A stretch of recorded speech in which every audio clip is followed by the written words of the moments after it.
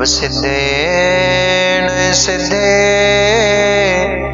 संयम सिद्धे चरित्र सिद्धेया नाणं निदंसनं मेया सिद्धे सिरसा नमस्सामि। सिद्धं संपूर्ण भव्यर्थं सिद्धे कारणमुत्तमम् प्रशस्त दर्शन ज्ञान चारित्र प्रतिपादनम् सुरेंद्र मुक्त श्रेष्ठ पाद पद्मान् सुकेशरम् प्रणमामि महावीरम् लोकत्रय मंगलम्। नमो अरिहन्ताणम्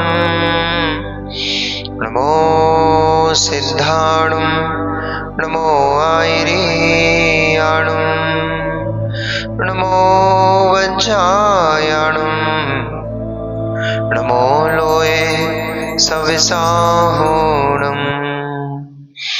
जय बोलिए अनंत अनंत परम सिद्ध परमेष्ठी भगवानी की, अनंत अनंत 24 तीर्थंकर भगवानी की, आचार्य भगवंत कुंद कुंद देव की, आचार्य भगवंत रविशैन स्वामी महामुनि राज की, परम पूजनीय चरय श्रोमध्यात्म योगी आचार्य गुरुदेव प्रवचन प्रवर्तक श्री विशुद्ध सागर जी मुनि महाराज की, अहिंसमयी विश्व जैन धर्म की, अहिंसमयी जैन धर्म की,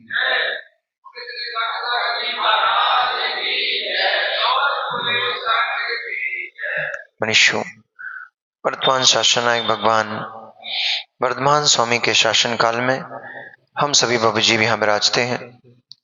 परम मट्टारक महाश्रमण उन भगवान वर्धमान स्वामी के मुख कमल से निश्चित भागवादिनी भगवती मां जनवाणी का हम सभी भवजीव करुणांजलि लगा करके पान कर रहे हैं।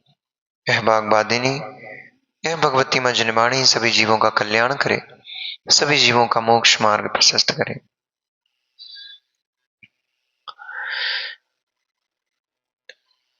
जीव ज्ञान स्वभावी है, ज्ञान उसका गुण है, परंतु ज्ञान स्वभावी होने पर भी, ज्ञान उसका लक्षण गुण होने पर भी वह जीव अपने ज्ञान का दुरुपयोग करते देखा जाता है।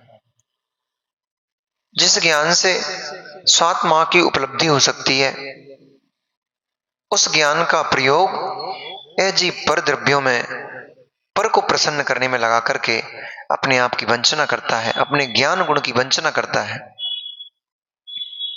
जो ज्ञान हमें ज्ञानमय बना सकता है, जो ज्ञान हमें ज्ञान में लीन कर सकता है, उस ज्ञान को मोही प्राणी पर द्रव्यों में ले जाकर के अपने ज्ञान का दुरुपयोग करता है। आचार्य भगवंत गुणभद्र स्वामी आत्मानुशासन जी ग्रंथ में लिख रहे हैं, शास्त्राग्नो मणिवत भव्यो विशुद्धो भाति निर्वृतः अंगारवत खलो दीप्तो मलीवा भस्मवा भवेत्। ज्ञान में फल ज्ञान ही जब श्लाघ्य एवं अनिश्वर है, तो अहो मोह की महिमा। जो यह प्राणी, जो यह जीव अन्य फल की आकांक्षा करता है, अंगारवत खलो दीप्तो, जैसे अंगारा होता है वो दीप्ति का भी कारण होता है, वो पदार्थ को भस्म करने का भी कारण होता है। अग्नि की छोटी सी एक चिंगारी प्रकाश भी उत्पन्न करती है। वो दीपक में क्या होता है? अग्नि होती ना। दीपक में क्या होता है? अग्नि होती ना। वो अग्नि क्या करती है? प्रकाशित करती है। और वही दीपक कपड़े के नीचे रख दो तो पूरे घर को झुलसा के राख बना देती है।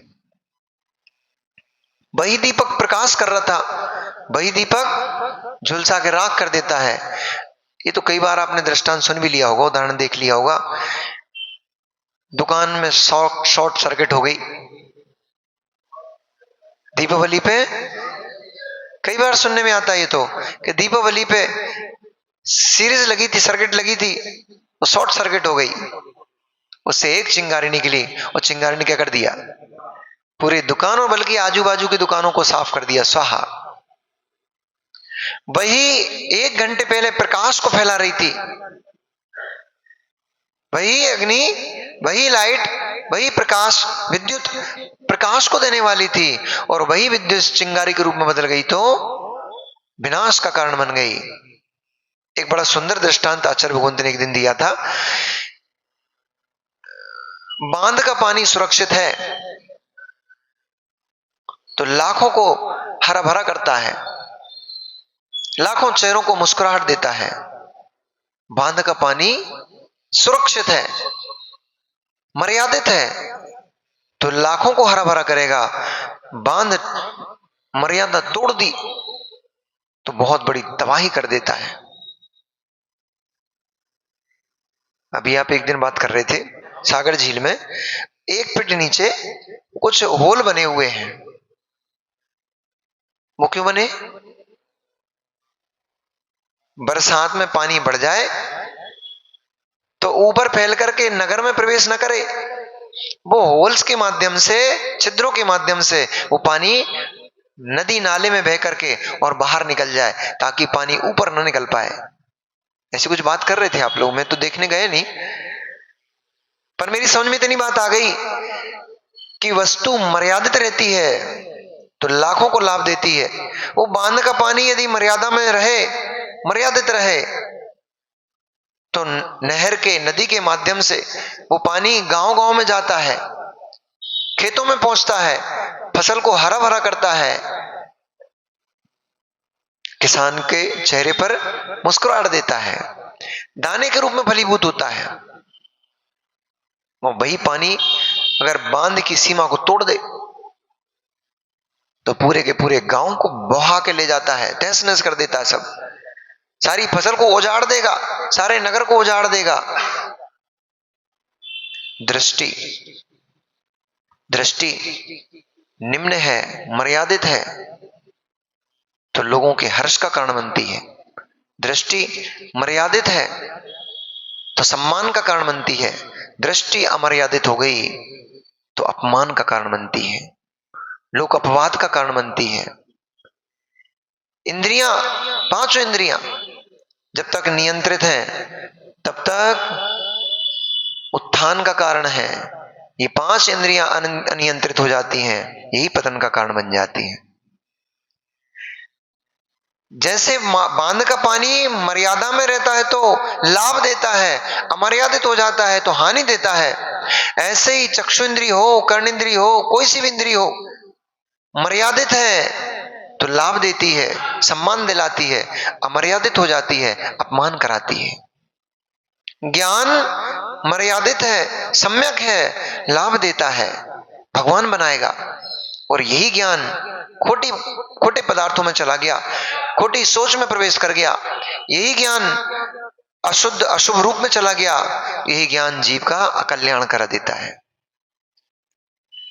कितना सुंदर बढ़िया उदाहरण आचार्य भगवंत ने दिया, अंगारवत।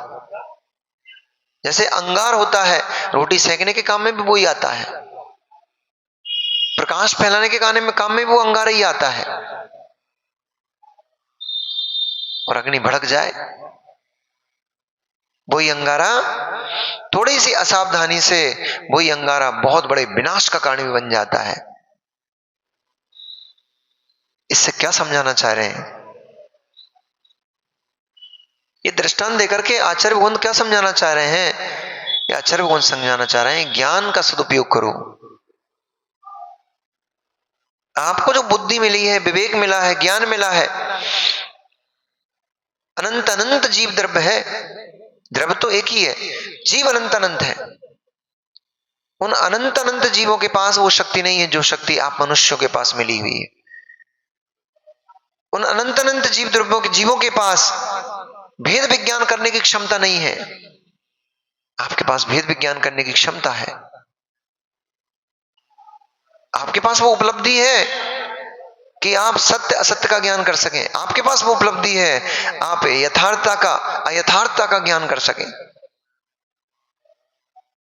संसार से उच्छेद का आप ज्ञान कर सकते हैं। ये उपलब्धि आपके पास है, सभी के पास नहीं है।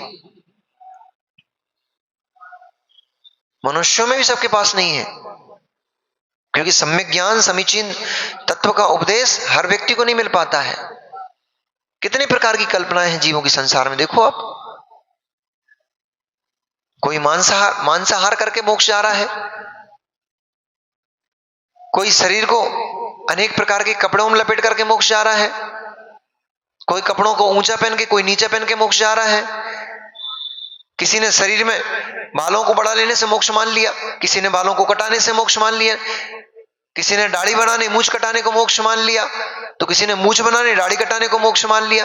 अनेक अनेक प्रकार की लोगों की कल्पनाएं मोक्ष के बारे में है। परंतु जो ये सारी की सारी जो कल्पनाएं हैं, ये सारी की सारी कल्पनाएं आपकी देह आश्रित हैं। इनसे कभी मोक्ष नहीं हो पाएगा, इनसे कभी हम भगवान नहीं बन पाएंगे।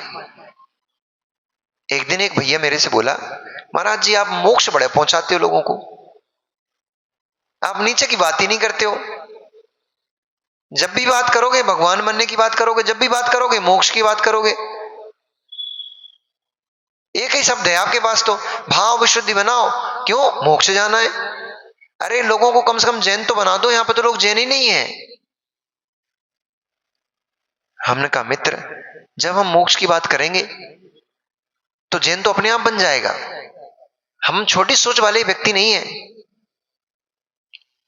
तुम भगवान बन पाओ नहीं बन पाओ ये तो बड़ी बात है, बात की बात है।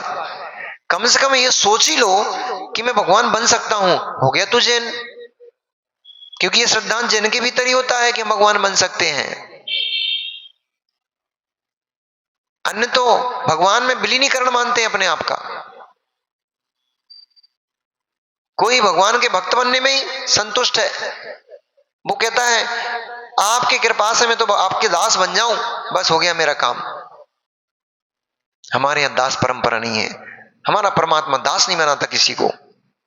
हमारा परमात्मा कहता है जैसे मैं संसार में भटक भटक के कष्टों को भोगते भोगते और संसार को पार करके मैं भगवान बन गया, तुम भी मेरी तरह अपनी आत्मा को पहचानो, तुम भी भगवान बनो।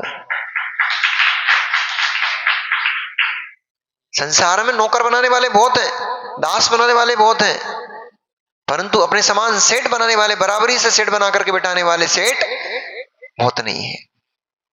बिरले जीव होते हैं जो कहते हैं बेटा तू पूरा काम सीख, फिर तू अपनी बढ़िया दुकान खोल लेना। लोग क्या कहते हैं, इसको पूरा काम नहीं सिखाना। अभी वो सार्थक भाई नहीं आए क्या आज, वो बता रहा था। और अभी जो अंकुश भैया आए थे ना, वो अंकुश भाई बता रहा था, उसने बॉम्बे में जॉब कर रहा था वो, तो जहां सेंट तैयार होता है उस फैक्ट्री में काम करता था, जॉब करता था वो। तो बता रहा था महाराज जी इतनी कलाकारी करते हैं, पर्चा लाके सामने देंगे क्या क्या डलना है, और एक एक बूंद टपकवाएंगे और तुरंत पर्चा हटा लेंगे, पढ़ने भी नहीं देते। फॉर्मूला पता लग जाएगा दूसरे को। मोबाइल अलाउ नहीं रहता वहां पे, मोबाइल से खींच लोगे तुम उस पर्चे की फोटो। कुछ द्रव्य ऐसे होते हैं जो किसी को नहीं बताते, वो स्वयं लाते हैं और लाकर यूं करके डाल जाते हैं। उसको डालने की अनुमति हर किसी को नहीं है। क्यों? हमारा फॉर्मूला दूसरे को पता न लग जाए। ये भाई बेटा मशीन चलाने वाला, क्या नाम, बबली भैया, बबली भाई, ये नरेंद्र जी अभी आए और आपसे कहें भाई मुझे ये ऑपरेट करने सिखा दो, तो तुम कहो क्यों पेट पे लात मार रहे हो भाई, सही है कि नहीं? ये अगर बोले मिक्सर को ऑपरेट करना मुझे सिखा दो, तो आप क्या बोलोगे? मिक्सर को तुम्हें ऑपरेट करना सिखा दिया दद्दा, इसका ही तो पूरा खेल है, इसका ही तो पूरा खेल है, बटनों को घुमाने का ही तो पूरा खेल है। अगर बटन घुमाना तुमने सीख लिया तो तुम तो वैसे ही सेट लोगे, 4 बॉक्स तो तुम ही खड़े कर लोगे। 1,50,000 में 4 बॉक्स आ जाएंगे, 1,00,000 2 लाख में पूरी मशीन आ जाएंगी, पूरी 2 लाख में पूरा सेटअप करके तुम ही बटन घुमाने लग जाओगे, फिर हमें क्यों बुलाओगे? कोई भी जीव, कोई भी दुकानदार अपने पेट पे पैर नहीं मारता, लात नहीं मारता। क्यों? भाई इसको सिखा दूंगा तो मेरा तो काम ठप हो जाएगा। परंतु जैन दर्शन बड़ा अनोखा दर्शन है। जैन दर्शन कहते भैया इस विधि से भगवान हम बने हैं, इस विधि से भगवान बनते हैं, तू भी आ, तू भी इस विधि को अपना, तू भी इस विधि को अपना करके भगवान बन। मैं अकेला भगवान बन के नहीं रहना चाहता, तू भी भगवान बन। यहां वो मेरे मेरे पने का भाव नहीं है। हम बन गए, अब कोई को नहीं बनने देंगे, रास्ता ही बंद, बैरियर लगा दिया। एक अवतारवाद परंपरा नहीं, एक भगवान परंपरा नहीं हमारे यहां। एक भगवान बन गया, अब कोई भगवान नहीं बनने देगा वो। क्यों? अब तुम सब भगवान बन जाओगे तो हमें कौन पूछेगा, हमें भोग कौन लगाएगा, हमें अर्घ कौन चढ़ाएगा? नहीं, उनको पता है सब भगवान नहीं बन पाएंगे। हम बता भी देंगे, अब हम इतना सुना रहे हैं सबको, 4 महीने हुए जा रहे हैं सुनाते सुनाते। कई बार भाव उत्पन्न भी होता है कि चलो कुछ नहीं रखा संसार में, अपन तो चले महाराज बनते। और गेट के बाहर निकलते ही फिर वही चूल्हा चौका, फिर वही दुकानदारी, फिर वही भाव, फिर वही मित्र, फिर वही अपने से लोग। कहां निर्णय हो पा रहा है? नरक के दर्शन करा दिए, स्वर्ग के दर्शन करा दिए, आत्मा के दर्शन करा दिए, हड्डी हड्डी अलग करके बता दी, चमड़ा अलग कर दिया, मांस अलग कर दिया, रक्त अलग कर दिया, हड्डी अलग कर दी, तुम्हें अलग खड़ा करके बता दिया, तब भी भाव नहीं बनता जीव का। चादर इतनी पतली थोड़ी है, कर्मों की चादर बड़ी मोटी पड़ी हुई है। चट्टान कर्मों की इतनी मोटी हो गई है, इतनी जाड़ हो गई है, हथौड़ी इतनी सी रखे हो तुम और चट्टान तोड़ने निकले हो। पर टेंशन मत लेना, वो छोटी सी हथौड़ी से भी चट्टान तोड़ी जा सकती है। समय लगता है, मारते रहो बार बार, ठोकते रहो बार बार, ठोकते रहो ठोकते रहो ठोकते रहो, अपने आप ठोकते ठोकते दरार पड़ जाती है। छोटी भी हथौड़ी हो, बार बार ठोकते रहो, उससे भी चट्टान में दरार पड़ जाती है। मेहनत ज्यादा लगेगी, समय ज्यादा लगेगा। शाहगढ़ में जब हम लोग थे पिछले साल, वाचना, पिछले से पिछले साल शीतकालीन वाचना की थी वहां पर, तो वहां पर हम उस समय योग्य सागर जी साथ में नहीं थे, बड़े महाराज उस समय समत्व सागर जी थे। तो हम लोग जब जंगल जाते थे, वहां पे एक पहाड़ी थी बहुत बड़ी, उस पहाड़ी के ऊपर हम जंगल जाते थे। हमने क्या देखा कि इतनी बड़ी कम से कम 20-20 फीट की वहां पे चट्टान है, और 2 फाड़ हो गई, चटक गई बीच में से। मेरी समझ में नहीं आया, इतनी बड़ी बड़ी मोटी मोटी चट्टानें चटक कैसे जाती हैं।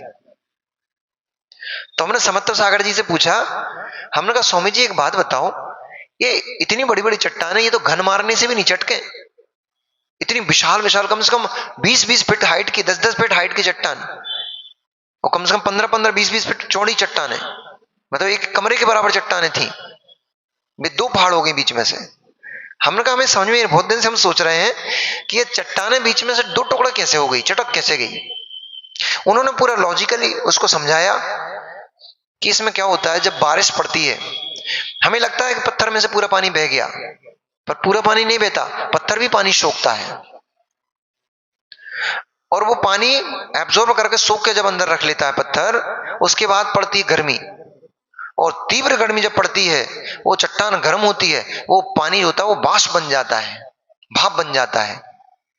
बार बार ये प्रक्रिया होती है, बार बार इस प्रक्रिया से भाप, जो भाप बहुत बन जाती है तो प्रेशर करती है, उस भाप के प्रेशर से चट्टानें चटक जाती हैं, तीक्ष्ण गर्मी में चट्टानें फट जाती हैं भाप के कारण से। मैंने समझ में आ गई बात, जब बाष्पीकरण से चट्टान चटक सकती है, कितनी सी गैस है उसके अंदर, कितना सा पानी सोखता है, वो इतनी बड़ी चट्टान कितना पानी सोखेगी, और फिर सोखने के बाद भाप भी कितनी सी बनेगी उसकी। परंतु उतनी सी भाप भी बाष्पीकरण की प्रक्रिया, जब उस भाप से चट्टान चटक सकती है, तो ध्यान के माध्यम से भक्ति की बाष्प बना करके हम इन कर्मों की चट्टानों को क्यों नहीं चटका सकते हैं, ये भी चटक सकती हैं। बाष्पीकरण की प्रक्रिया, बाष्पीकरण की प्रक्रिया को, बाष्प को इकट्ठा करके इतनी बड़ी ट्रेन खींच दी उसने। कौन ने? जेम्स वाट ने भाप का इंजन बनाया था ना सबसे पहले। तो जेम्स वाट ने भाप को इकट्ठा करके इतनी बड़ी ट्रेन खींच ली, तो क्या हम इतना सा शरीर खींच के, शरीर से आत्मा को खींच के मोक्ष नहीं दिला सकते? कैसे? ज्ञान लो, ज्ञान लेकर के तप ध्यान की बाष्प बनाओ, तप ध्यान की अग्नि जलाओ और जला करके सम्यक ज्ञान भेद विज्ञान की बाष्प तैयार करो और उस बाष्प से आत्मा को शरीर से पृथक कर लो। कहले यहां तो लोग रात्रि भोजन नहीं छोड़ पा रहे, आलू प्याज नहीं छोड़ पा रहे, तुम भगवान बनाने की बात करते हो। हमने कहा हम छोटे मोटे व्यापारी नहीं है, हम बड़ी सोच रखते, बड़े व्यापारी हैं। आलू वालू त्याग करवाने छोटे काम है। पीछे पड़ जाते महाराज लोग, तू आलू छोड़, तू अमुक वस्तु छोड़, तू अमुक वस्तु छोड़। किसी से कुछ मत छुड़वाओ, उसको इस बात का एहसास करा दो कि तू भगवान बन सकता है। उसको इस बात का एहसास करा दो तेरे अंदर भी वो शक्ति है। जगत में पूज्यता को प्राप्त जो तीर्थंकर परमात्मा हो रहे हैं, अनंत परमात्मा हो रहे हैं, वे भी तेरे जैसे थे, पापी थे। वे भी तेरे जैसे संसार में भटकते फिरते थे। वे भी तेरे जैसे कभी चुर्री खाते होंगे, कभी शराब पीते होंगे। क्यों? ये नई चीजें थोड़ी ही हैं। शराब संज्ञा नहीं हो सकती है, मदिरा तो पुरानी है, शरक तो पुरानी है। पहले शरक बोला जाता था, फिर मदिरा बोले जाने लग गया, अब शराब हो गई, संज्ञा बदल गई, वस्तु वही है। तेंदू पत्ते की वो नई चीज थोड़ी ही है, पहले भी चलती थी, पहले किसी दूसरे रूप में चलती होगी। नवीन नवीन वस्तु तो कुछ है नहीं संसार में, सब पुरानी पुरानी वस्तुएं हैं। हमने कहा एक एक चीज पीछे पड़ोगे तुम तो हो नहीं पाएगा। उसकी उस व्यक्ति को उसकी महत्वता बता दो, उसको अपने आप लगने लगता है। उस सुख की एक बार उसको अनुभूति करा दो। जो अनेक द्रव्यों को भोग कर भी उसने उस सुख को प्राप्त नहीं करा, उस सुख को एक बार उसको भोगवा दो, एक बार उसको उसकी अनुभूति करा दो, अपने आप सब चीज छूट जाती हैं। कितने लोग हैं नरेंद्र भैया, अनिल भैया, शोक नहीं करा करो, विकल्प नहीं करा करो, लाभ देखा करो। लाभ देखोगे तो विकल्प नहीं आएगा। लाभ क्या है? चातुर्मास का लाभ क्या है? आप लोगों ने मेहनत करी, मेहनत करके महाराज जी का चातुर्मास कराया। यहां पर अपने को भीड़ नहीं देखना पसंद कि भीड़ बहुत चाहिए। आए तो बहुत अच्छी बात है, नहीं आए तो भी बहुत अच्छी बात है। लाभ देखना चाहिए, जितने आए उसमें लाभ क्या हुआ। भीड़ आई लेके क्या गई? भीड़ आई भोजन करके गप्पा सटा के लगा के चली गई, मौज मस्ती करके चली गई। क्या प्रवचन किए थे? आनंद आ गया। महाराज जी ने प्रवचन क्या किए थे? और बतिया कहां रहे हैं? कचौड़ी के ठेले पे खड़े चाट कचौड़ी, कड़ी कचौड़ी खा रहे हैं। और क्या बता रहे हैं? आज तो प्रवचन में मजा आ गया, आज तो आत्मा के दर्शन हो गए। और चटकारा काय का ले रहे हैं? होटल के भोजन का, अभक्ष भोजन का। वे किस काम के? ऐसी भीड़ किस काम की? 10 भी आए, 10 ने प्रवचन सुने और प्रवचन करके उनने इस बात का निर्णय किया, आज से मैं अभक्ष पदार्थ का त्याग करता हूं। एक भी व्यक्ति ने कर लिया, हो गया प्रवचन सफल, हो गया प्रवचन सफल। चातुर्मास का सबसे बड़ा लाभ यही होता है। जो लोग कभी धर्म से नहीं जुड़े, वे लोग धर्म से जुड़ जाते चातुर्मास के माध्यम से। जो कभी मंदिर नहीं जाते थे, वे लोग अभिषेक पूजन के नाम से जुड़ जाते हैं, धर्म से जुड़ जाते हैं अभिषेक पूजन के माध्यम से। यह चातुर्मास का लाभ है। जो लोग व्यसनी थे, व्यसन में पड़े थे, उन लोगों ने अपना व्यसन छोड़ दिया। यही सबसे बड़ी चातुर्मास की उपलब्धि होती है।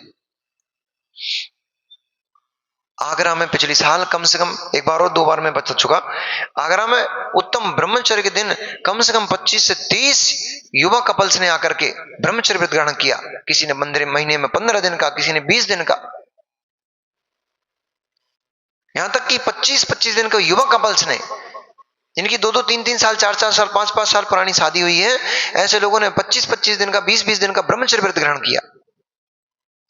कितने सारे लोग थे जिन्होंने मदिरा का त्याग किया। आपके अलवर में भी बहुत सारे लोग हैं। वो स्वयं आए, अपन नहीं गए कि भैया तुम शराब को छोड़ो, स्वयं जुड़े और जुड़ करके क्या पता क्या उनको पसंद आया, क्या अच्छा लगा, आना जाना प्रारंभ हुआ। ना हम उनको जानते थे ना वो हमें जानते थे, कभी मंदिर तो आते ही नहीं थे, अचानक अचानक से जुड़ गए। कभी कोई जंगल जा रहे थे तो जंगल आते जाते देख देख के जुड़ गया। कभी किसी दूसरी कॉलोनी में विहार करते हुए आ रहे थे जा रहे थे, उस जयकारे को देख करके जुड़ गया कोई व्यक्ति। ऐसे ऐसे जुड़ गए व्यक्ति। कोई मदिरापाई था, कोई जुआ खेलता था, कोई शराब पीता था, कोई किसी, उन्होंने आकर के अपने से त्याग कर दिया। महाराज जी आपको देखकर आपको सुनकर लगा कि हम गलत कर रहे हैं, बन गया वो जैन, हो गया उस जीव का कल्याण। उसने मदिरा पान छोड़ दिया, उसने अभक्ष पदार्थों का सेवन छोड़ दिया। ये छोटे छोटे बच्चे बैठे हैं, इन बच्चों ने, किसी बच्चों ने 4 महीने में रात्रि भोजन का त्याग कर दिया, किन्हीं बच्चों ने बाजार की वस्तुओं का त्याग कर दिया। बच्चे बच्ची सब मिलकर के उत्साह से लगे हुए हैं, हो गया धर्म की प्रभावना, हो गया चातुर्मास।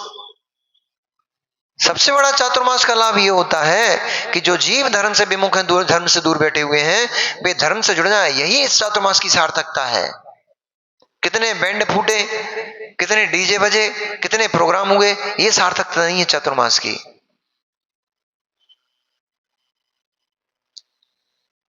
कितने लोग आ गए, कितने लोग खा गए, ये सार्थकता नहीं चातुर्मास की। कितने लोग संयम से जुड़ गए हैं, ये चातुर्मास की सार्थकता है। इसलिए तुम शोक नहीं करा करो कि जो हम चाह रहे थे वो नहीं हो पाया। जो हुआ वो बहुत सुंदर हुआ है, जो हो रहा है वो भी बहुत सुंदर हो रहा है, और जो आगे होगा वो भी बहुत सुंदर होगा। टेंशन नहीं लेने का, न देने का न लेने का, आनंद में रहने का। न टेंशन लेने का न टेंशन देने का, आनंद में रहने का। और ये भी पक्की बात है मित्र, लाभ वे ही ले पाएंगे जिनकी भवितव्यता निकट आ गई है। जिन्हें पापों से मुक्त होना है वे ही लाभ ले पाएंगे साधु संगति का, धर्म की संगति का वे ही लाभ ले पाएंगे जिनकी भवावलियां अत्यंत कम बची हुई हैं, अल्प बची हुई हैं। वे चाहकर भी नहीं जुड़ पाएंगे जिनकी भवावलियां भी बहुत पड़ी हुई हैं, जिनका संसार बहुत लंबा है, वे लोग धर्म से नहीं जुड़ पाएंगे। हम तो क्या छोटे पंचम काल के छोटे से मुनि महाराज हैं, कोई ज्यादा प्रभाव नहीं, कोई ज्यादा साधन नहीं, कुछ नहीं है, ना के बराबर है। तीर्थंकर से बड़ा जीव कौन होगा? क्या तीर्थंकर के समूह में जितने जीव बैठते हैं वे सब धर्म को प्राप्त हो जाते? नहीं हो पाते। उस समूषण की रचना में भी कई जीव केवल भोजन पानी करने ही जाते हैं। साक्षात की बात कर रहा हूं, रचना की बात नहीं कर रहा हूं। पंचकर्णक में तो आते ही हैं। तो कितने लोग आप लोग पंचकर्ण देखने जाते हो, तो पंचकर्णक की वेदी और भगवान की उस प्रतिष्ठा महोत्सव को देखने कितने जाते हैं, और चौकी बेलना खरीदने कितने जाते हैं? माताओं को तो काम ही होता है, पंचकर्णक लगा, पंचकर्णक में मेला ठेला लग जाता है, चौकी बेलन की दुकान लग गई, फोटो व तस्वीरों की दुकान लग गई, हिडोला झूले वूले लग गए बढ़िया पिकनिक मनाने गए, थोड़ा झूला झूलाए, थोड़ी परचेजिंग कराए, चौकी बेलना नहीं मिल रहे थे वो ले आए, सिलबट्टा ले आए, खल्लर मूसर ले आए। वो कहां गए थे? पंचकर्णक हो रहा ना, पंचकर्णक के दर्शन करने गए थे, खा पी के मौज मस्ती करके वापस आ गए। ऐसी व्यवस्था समूषण में यही की व्यवस्था होती है।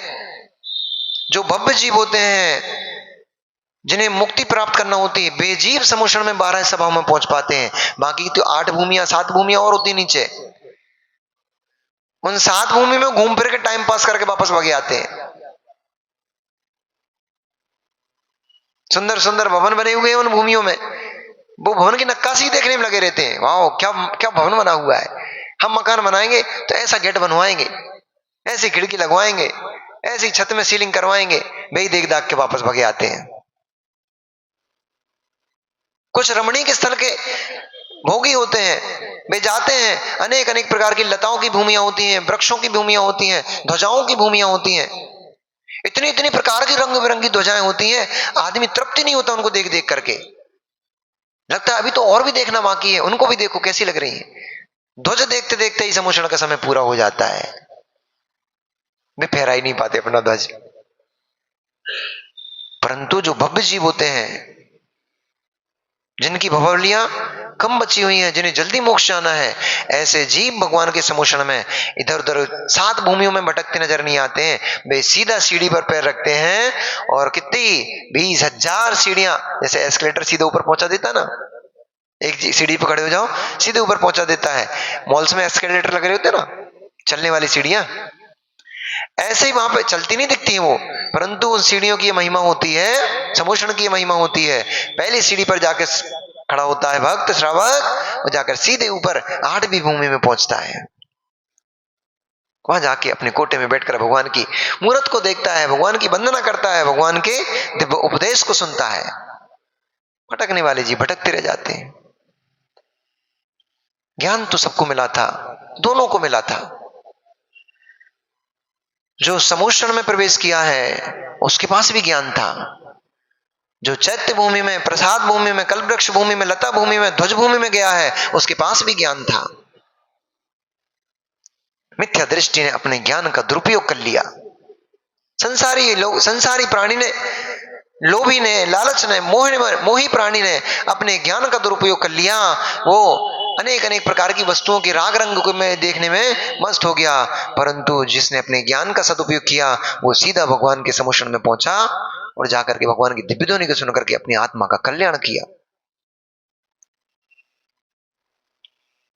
अनंत रथ और दशरथ दोनों भाइयों में अनरण्य को वैराग्य हो गया।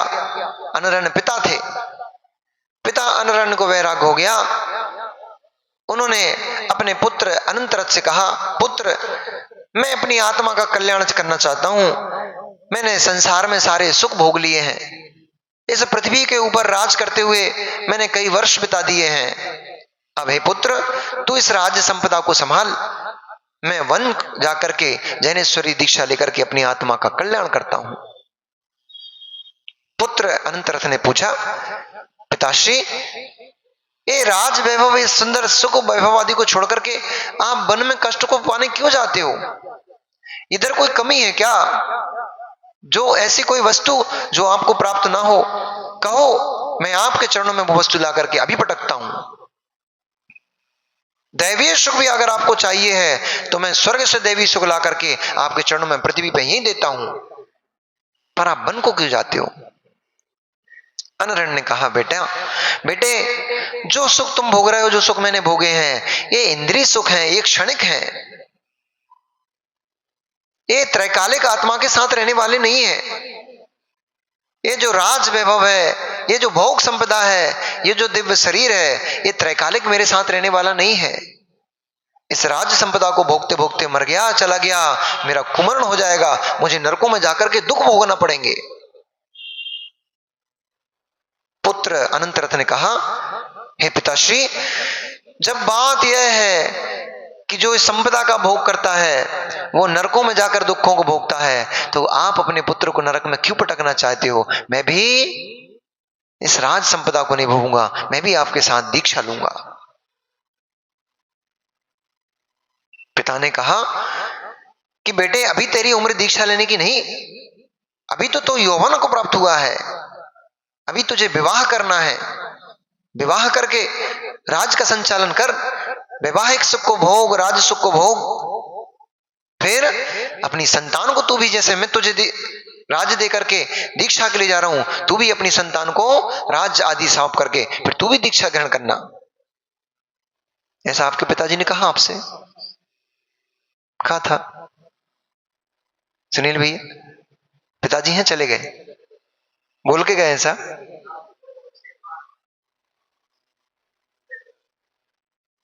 बोल के गए ऐसा कि बेटा अंत समय में दीक्षा लेकर के मरण करना, समाधि मरण करना। बहुत बढ़िया, आपके पिता सच्चे पिता थे कि वे ये कह के नहीं गए कि बेटा तू दुकान अच्छे से चलाना, एक दुकान की मैंने तो एक की 2 ही कर पाया, तू 2 की 10 दुकान करना। मैंने इतने लाख इतने करोड़ कमाए हैं, तू इसको बढ़ा करके अरबों में पलट देना, ये कह के नहीं गए। तुम्हारे पिताजी कह के गए, बेटा भगवान जिनेंद्र को छोड़ना नहीं, भगवान जिनेंद्र का अभिषेक पूजन करते रहना। सच्चे पिता थे वो। सुन रहे हो शिखरचंद जी? जाने से पहले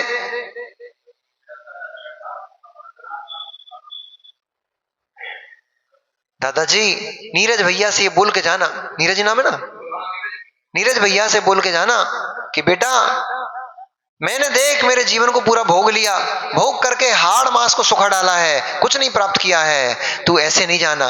जैसे आपने उस दिन संयम ग्रहण किए, व्रत ग्रहण किए, ये दादाजी ने अणुव्रतों को ग्रहण किया, 8 मूल गुणों को ग्रहण किया, बाजार की वस्तुओं का त्याग किया, रात्रि भोजन आदि अनेक अनेक प्रकार के बहुत सारे त्याग दादाजी ने लिए। इनका जीवन सफल हो गया,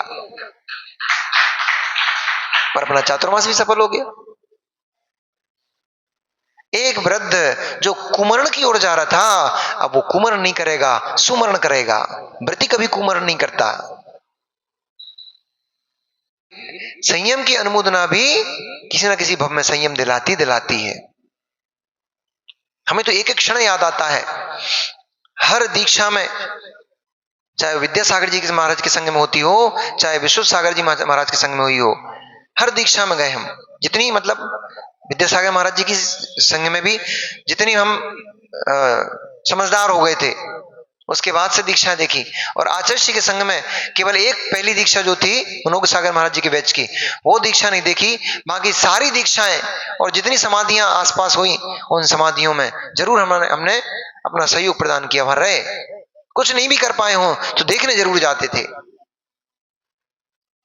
वही प्रभाव है, वही पुण्य फलीभूत हुआ है। संयम की आराधना करते, संयम की अनुमोदना करते करते संयमी बन गए। आचार्य कहते हैं जब तक संयम ग्रहण नहीं कर पा रहे हो, तब तक जहां जहां दीक्षा हो, जहां जहां समाधि हो, जरूर जाया करो। 1000 काम भी छूट जाए, सब काम छोड़ दो, परंतु दीक्षा देखने जरूर जाओ। एक क्षण की वो वैराग्य के संस्कार जो होते हैं, एक क्षण के वो संयम के संस्कार होते हैं, वे जीव को भगवान बना देते हैं। हो सकता है वो देख दाख के वापस भग जाओ घर, परंतु उस क्षण जो वैराग उत्पन्न हुआ था, वो वैराग कभी ना कभी फलीभूत होगा, बड़े वृक्ष के रूप में फलेगा। फिर वो वही कहीं कभी ना कभी आपको महाव्रती बनाएगा।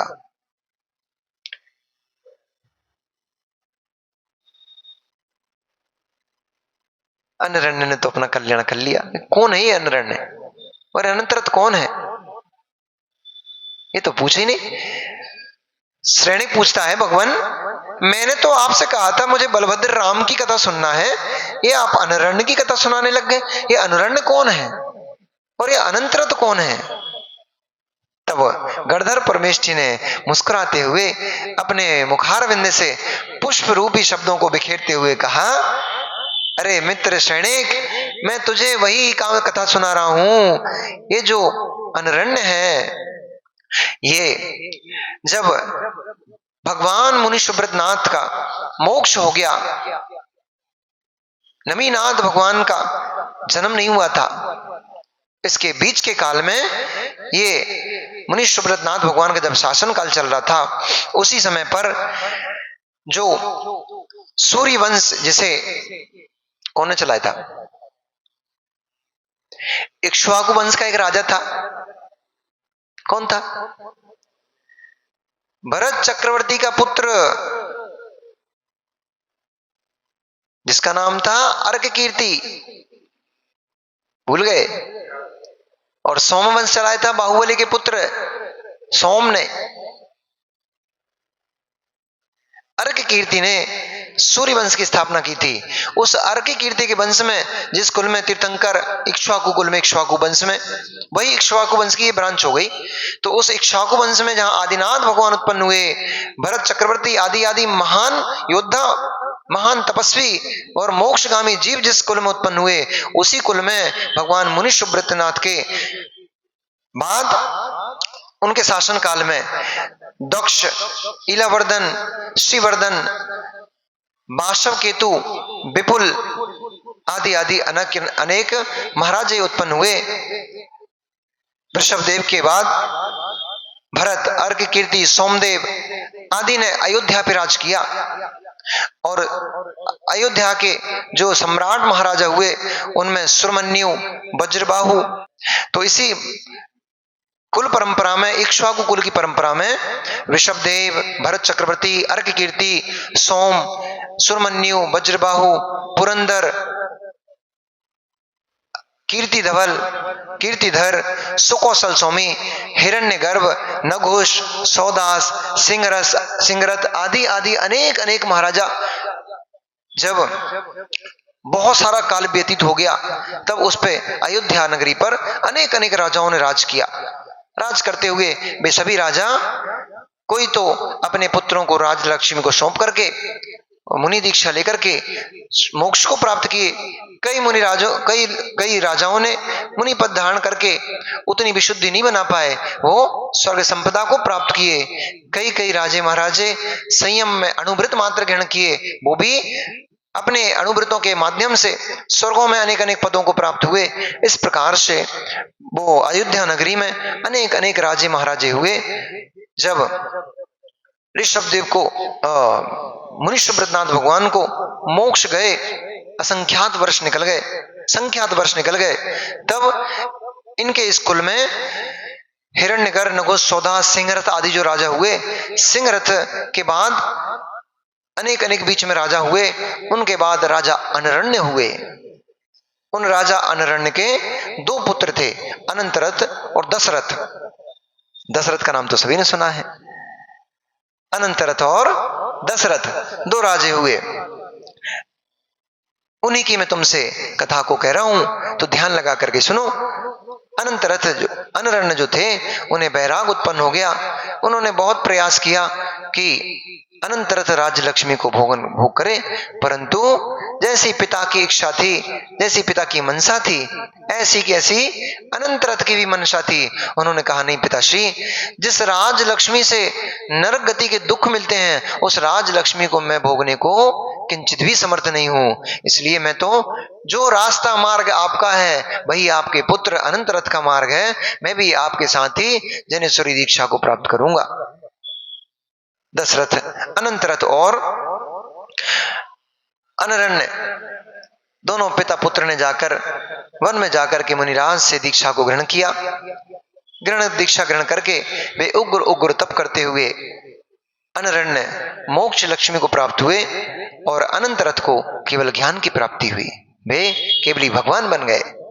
इधर दशरथ, उस समय दशरथ तो छोटे से थे, एक माह के बालक थे दशरथ उस समय, जब दशरथ का राज्य अभिषेक किया था। अब आपको लगता है अब महाराज जी हमारे ऊपर बहुत बड़ी जिम्मेदारी है, हमारे बिटिया है, हमारा बेटा है, इसकी पत्नी है, इनकी देखरेख कौन करेगा, इतना बड़ा घर है, इसको कौन संभालेगा। आपको एक दो बेटा बिटिया होते तो वो देखने लग जाते हैं, परंतु अनरण्य को देखो, ऐसा बैराग उत्पन्न हुआ कि एक माह के बालक राज से लग करके और वन में दीक्षा लेने के लिए चले गए। और बड़ी बात ये कि अनंतरथ जो थे वो बाद में अनंतबल केवली हो गए। अनंतरथ जो थे उन्होंने भी राज वैभव को नहीं देखा। उन्होंने ये नहीं सोचा कि अब पिताजी तो चले जाएंगे, राज को कौन देखेगा। उन्होंने क्या सोचा, राज्य कौन त्रैकालिक है, ये संपदा कौन त्रैकालिक रहने वाली है, या ये संपदा कौन मेरे पास हमेशा हमेशा ठहरेगी। कभी ये विलीन ये मुझे छोड़े, इससे पहले ही मैं इसे छोड़ देता हूं। छोटे से बालक दशरथ, उस समय उनके संबंधियों ने उस राज व्यवस्था को संभाला। महारानी पृथ्वीमती जो थी और भी उनके संबंधी जो थे, उन्होंने उस राज्य का संचालन करते हुए दशरथ धीरे धीरे बड़े वृद्धि को प्राप्त हुए। दशरथ जब युवा अवस्था को प्राप्त हो गए, तब उनका दर्भ स्थल नाम का नगर था, उसके राजा सुकौशल और अमृत प्रभा नाम की उनकी जो महारानी थी, उनसे अपराजिता नाम की एक पुत्री उत्पन्न हुई, जिसका नाम आप लोग कौशल्या के नाम से जानते हो। उसका असली नाम अपराजिता था। वैदिक दर्शन में जिसे कौशल्या के नाम से जाना जाता है, उनका रियल नाम अपराजिता था। कौशल्या भी था, जैसे आप लोगों को दो तीन नाम होते हैं, निकनेम भी होता है, घर का नाम अलग होता है, स्कूल का नाम अलग होता है, ऐसे उनका नाम कौशल्या भी था और मुख्य नाम उनका अपराजिता था। कमल संकुल नाम का एक नगर था, उसके राजा सुबंधु तिलक उसके राजा थे, और मित्रा नाम की उनकी रानी थी। उनसे दो पुत्री कैकई और सुमित्रा, दो पुत्रियों की उत्पत्ति हुई। ऐसी तीनों, कैकई और सुप्रभा, सुमित्रा का नाम ही कैकई था। जो अब वैदिक रामायण में कैकई सुमित्रा दो महारानी अलग अलग दिखाई गई हैं। यहां पर सुमित्रा कैकई एक ही थी, अपराजिता यानी कौशल्या, और तीसरी सुप्रभा नाम की महारानी थी उनकी, जो मुख्य तीन महारानियां पटरानियां थी। शेष तो बहुत महारानियां थी उनकी, परंतु ये तीन पट्ट महिषियां थी, पटरानियां थी। इनके साथ बड़े धूमधाम से इनका विवाह संपन्न हुआ। जब विवाह संपन्न हुआ, अब इसके बीच में बहुत सारी कथा है, परंतु समय अभाव है, पूरी रामायण हो नहीं पाएगी, इसलिए बहुत सारी कथा बीच में मैंने छोड़ दी है। दशानन का इस बीच में बैर भाव शुरू हो गया दशरथ के साथ। क्यों हुआ उसका कारण केवली भगवान ने उसको बता दिया था कि तुम्हारा वध जनक की पुत्री और दशरथ के पुत्र के द्वारा होगा। जनक की पुत्री तुम्हारे वध का कारण बनेगी और दशरथ का पुत्र तुम्हारा वध करेगा। उस कारण से उन्होंने दशरथ को मारने का प्रयास भी किया था, परंतु मंत्री की सूझबूझ से डुप्लीकेट पतले बना करके और रख दिए गए राज्य में, और इनको अंडरग्राउंड कर दिया, छुपा दिया गया था। इस प्रकार से दशरथ की रक्षा हुई, जनक की रक्षा हुई। बहुत सारी लंबी चौड़ी कहानी है वो, शॉर्ट में इतनी कि दशरथ की रक्षा, जनक की रक्षा करते हुए मंत्री आदि ने उन्हें राज्य पद पर स्थापित किया। और जब खतरा टल गया, जब उन लोगों ने सोचा कि दशरथ और जनक को हमने मार दिया, जो डुप्लीकेट पुतला बनाया था उसका वध कर दिया था उन्होंने, तो उन्होंने जब जाना कि हमने दशरथ और जनक दोनों को मार दिया है, दशानन भी अपना संतुष्ट हो गया, शांत हो गया, और इधर इनका भी जीवन अपना व्यवस्थित चलने लगा। इस प्रकार से राजा दशरथ बहुत विशाल वैभव, बहुत विशाल साम्राज्य को धारण करते हुए और अपनी तीनों पत्नियों के साथ बड़े आनंद का, भोगों का जीवन जीते हुए, सुखमय जीवन व्यतीत करते हुए बहुत काल व्यतीत हो गया। तब कौशल्या महारानी के एक घटना घटी। अब क्या घटना घटी? कौशल्या महारानी के साथ कुछ एक घटना घटी, कल बताऊंगा क्या घटना घटी।